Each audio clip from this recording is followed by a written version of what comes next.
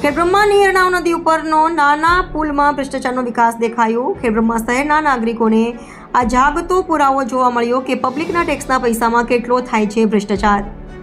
ખેડબ્રહ્મા શહેરમાં ગઈકાલે ખેડવા અને હરણાવ નદી ડેમમાં રૂરલ લેવલ જાળવવા માટે ગઈકાલે પાણી છોડવામાં આવતા તેમાં ખેડબ્રહ્મા શહેરની હરણાવ નદી ઘોડાપુર આવ્યું હતું, જ્યારે 3 વર્ષ પહેલા નાના પુલ ઉપર ખેડબ્રહ્મા નગરપાલિકા દ્વારા ફરીથી રિફ્રેશન રોડ બનાવવામાં હતો। સાઇડમાં પિલ્લરો પણ બનાવ્યા હતા। ખેડબ્રહ્મા નગરપાલિકાના એન્જિનિયર ભ્રષ્ટાચારના નશામાં હોઈ શકે કેમ પણ નવા સ્લેબમાં સળિયા પણ નથી નાખ્યા તે સ્પષ્ટ દેખાઈ આવેલ છે, પણ આજે ગળો ભરાઈને ફૂટવા લાગ્યો છે। જ્યારે લાખો રૂપિયાના ખર્ચે બનાવેલ સ્લેબ મોહનથાળનો ચોકડાની જેમ ઉખડી ગયો હતો। વહેલી સવારે લોકો જોવા માટે ઉમટી પડ્યા હતા અને સાથે આજુબાજુ બનાવેલ પિલ્લરો પણ જે વિખૂટા પડી ગયા હતા અને પિલ્લરમાં પણ લોખંડના સળિયા પણ નથી દેખાતા। એકંદરે નાના પુલ ઉપર કોઈ જાનહાનિ થઈ નથી, પણ રૂપિયાનું ધોવાણ જરૂર થયું છે, તો નુકસાનની કોણ ભરપાઈ કરશે?